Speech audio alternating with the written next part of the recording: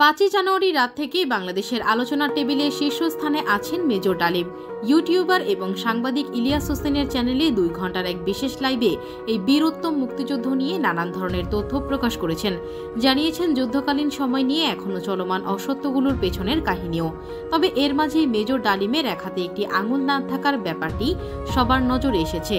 এদিন যুক্তরাষ্ট্রে অবস্থানরত সাংবাদিক ইলিয়াস হোসেনের ইউটিউব চ্যানেলে লাইভ টক শোতে দীর্ঘদিন আড়ালে থাকা বীর মুক্তিযোদ্ধা লেফটেন্যান্ট কর্নেল অবসরপ্রাপ্ত শরীফুল হক ডালিম বীরোত্তম হঠাৎ হাজির হয়েছেন।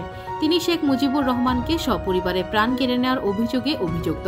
লাইভে 50 বছরেরও সব প্রশ্নের উত্তর দিয়েছেন মেজর ডালিম। লাইভ চলাকালে এ সময় তিনি তার হাত বের করে দেখান হাতের একটি আঙুল নেই। হাতের আঙুল কেন নেই তা লাইভে খোলাসা করেন তিনি। সেই লাইভে যুক্ত হয়ে মেজর ডালিম তার জীবন ও সাম্প্রতিক সময়ে ঘটে যাওয়া নানা ঘটনা নিয়ে কথা বলেন। টকশোতে এক পর্যায়ে মুক্তিযুদ্ধ চলাকালীন ইতিহাস বলতে শুরু করেন মেজর ডালিম। তখন তিনি তার হাত দেখিয়ে জানান মুক্তিযুদ্ধ চলাকালীন সময়ে আহত হয়ে বাম হাতের আঙুল হারিয়েছেন। তাছাড়াও শরীরের বেশ কয়েক জায়গায় জখম হয়েছিল। তিনি বলেন, আর আমি যুদ্ধের সময় 3-4 বার আহত হয়েছি। তার একটা নিদর্শন আমার হাতের অবস্থা দেখো। এটা বলে তিনি তার বাঁ হাত উঁচিয়ে দেখান। তখন দেখা যায় তার বাঁ হাতের একটি আঙুল নেই। 75-এর প্রাণহানি কাণ্ডের নেপথ্যের কারণ জানতে চাইলে তিনি বিস্তারিত ইতিহাস তুলে ধরেন। মেজর ডালিম বলেন, খুবই স্পর্শকাতর প্রশ্ন। নিজের বাদ্য নিজে বাজানো যায় না। প্রথম কথা, 15ই আগস্ট কোনো বিচ্ছিন্ন ঘটনা না। এটা সূত্রপাত হয় মুক্তিযুদ্ধ চলাকালীন সময়ে।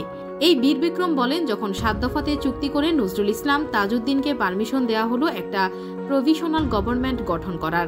7টা ক্লজ করে সাইন করার পর নজরুল ইসলাম ফিট হয়ে পড়ে গিয়েছিলেন যে আমরা ক্রমান্বয়ে ভারতের একটা করদ অঙ্গরাজ্যে পরিণত হব। তিনি বলেন, শেখ মুজিব তার জুলুমের মাত্রা এতটাই তীব্র করেছিল স্বৈরাচারী আচরণের মতো যে তখন মানুষ রবের কাছে মুক্তি চাচ্ছিল তার জুলুমের অবসানের জন্য। মেজর ডালিম বলেন, মুজিব তো প্রাণ হারায়নি। মুজিব একটি সেনা অভ্যুত্থানে প্রয়াত হয়েছেন। সেনা অভ্যুত্থান তো আর খালি হাতে মার্বেল খেলা না। ওখানে দুপক্ষ থেকে গোলাগুলি হয় এবং হতাহত হয় দুই পক্ষেই।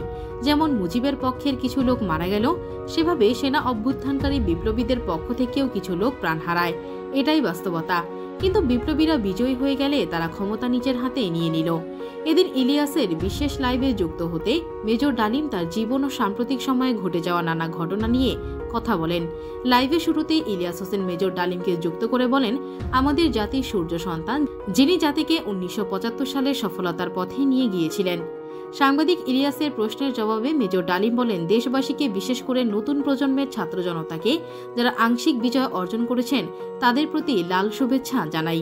2024-এর গণ অভ্যুত্থানের নেপথ্যে নায়ক ছাত্র জনতাকে পরামর্শ দিয়ে তিনি বলেন, সম্প্রসারণবাদী হিন্দুত্ববাদী ভারত যার কবজায় আমরা প্রায় চলেই গিয়েছি, সেই অবস্থান থেকে সেই 71-এর মতো আরও একটা স্বাধীনতা অর্জন করতে হবে।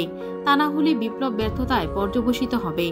সর্বশেষে 2024-এর বিপ্লবীদের উদ্দেশ্যে মেজর ডালিম জানান, বর্তমান প্রজন্মের বিপ্লবীদের ছাত্র জনতার বিপ্লবী কর্মকাণ্ডে যদি কোনো রকম অবদান রাখতে পারেন তিনি সেই পদক্ষেপ নিতেও রাজি আছেন।